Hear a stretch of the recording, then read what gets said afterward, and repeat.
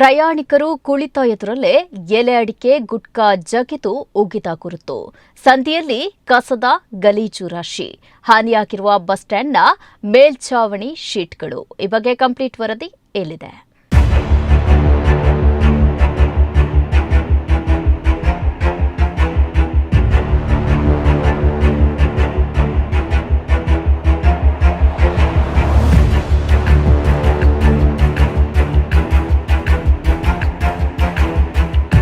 ಹೌದು, ಇದು ಉಡುಪಿಯ ಕೆಎಸ್ಆರ್ಟಿಸಿ ಬಸ್ ನಿಲ್ದಾಣದ ಗೋಡು.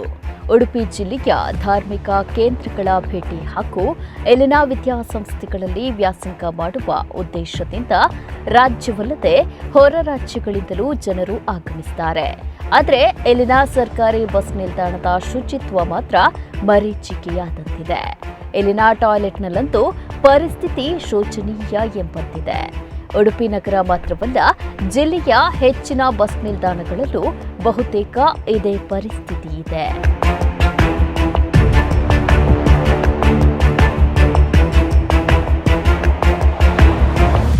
ಉಡುಪಿಯ ಕೆಎಸ್ಆರ್ಟಿಸಿ ಬಸ್ ನಿಲ್ದಾಣಕ್ಕೆ ಹಲವೆಡೆಗಳಿಂದ ಪ್ರಯಾಣಿಕರು ಬರ್ತಾರೆ. ಒಮ್ಮೆ ಇತ್ತ ಕಡೆ ಕಣ್ಣು ಹಾಯಿಸಿದ್ರೆ ಅಗಲವಾದ ಮೇಲ್ಛಾವಣಿ ಇದ್ರೂ ಕೂಡ ಧೂಳಿನಿಂದ ಕೂಡಿದ್ದು ಉಪಯೋಗಕ್ಕೆ ಬಾರದ ಸ್ಥಿತಿಯಲ್ಲಿದೆ. ಇಲ್ಲಿನ ಮೇಲ್ಛಾವಣಿ ಕಸದ ಕೊಂಪೆಯಾಗಿ ಪರಿಣಮಿಸಿದೆ. ಬಸ್ ನಿಲ್ದಾಣದಲ್ಲಿ ಎಲ್ಲೂ ಶುದ್ಧ ಕುಡಿಯುವ ನೀರಿನ ವ್ಯವಸ್ಥೆ ಕಣ್ಣಿಗೆ ಬೀಳುವುದಿಲ್ಲ. ಮದ್ಯಪಾನದ ಬಾಟಲಿ, ಧೂಮಪಾನದ ಪ್ಯಾಕೆಟ್ ಸೇರಿದಂತೆ ವಿವಿಧ ಸಮಸ್ಯೆಗಳು ಕಣ್ಣೆದುರಲ್ಲಿಯೇ ಇದೆ. ಸಂಬಂಧಪಟ್ಟ ಇಲಾಖೆಗಳು, ಅಧಿಕಾರಿಗಳು ಎಚ್ಚೆತ್ತುಕೊಂಡು ಮುತುವರ್ಜಿ ವಹಿಸಿ ಸ್ವಚ್ಛತೆಯಿಂದಿರಿಸಬೇಕು ಎಂಬುದು ಜನರ ಆಗ್ರಹವಾಗಿದೆ.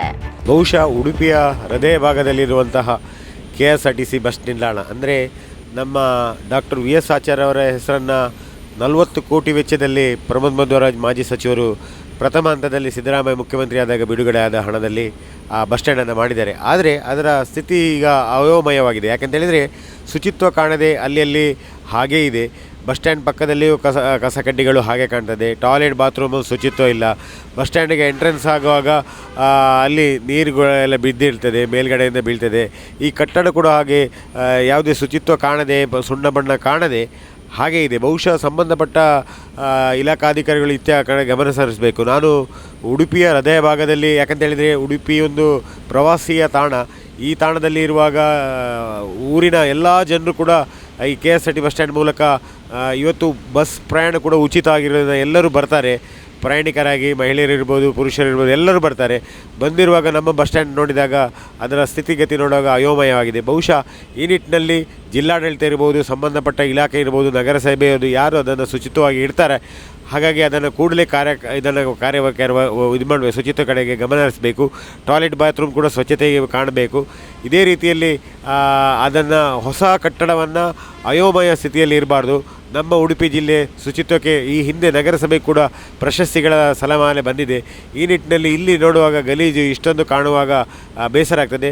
ದೂರದವರು ಬಂದರೆ ಉಡುಪಿ ಶುಚಿತ್ವದ ಬಗ್ಗೆ ತುಂಬ ಹೊಗಳ್ತಾರೆ. ಆದರೆ ಸರ್ಕಾರಿ ಬಸ್ ಸ್ಟ್ಯಾಂಡ್ ಬಂದಾಗ ಇಲ್ಲಿ ಅಯೋಮಯವಾಗಿ ಇರ್ತದೆ.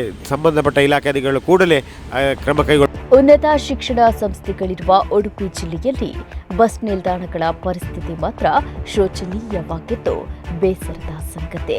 ಏನಾದರೂ ಸಂಬಂಧಪಟ್ಟ ಇಲಾಖೆ ಸಮಸ್ಯೆ ಬಗೆಹರಿಸುವತ್ತ ಗಮನ ಹರಿಸಲಿ ಎಂಬುದು ಎಲ್ಲರ ಹಾರೈಕೆ. Aditya Aithal, Udupi, Daiji world news.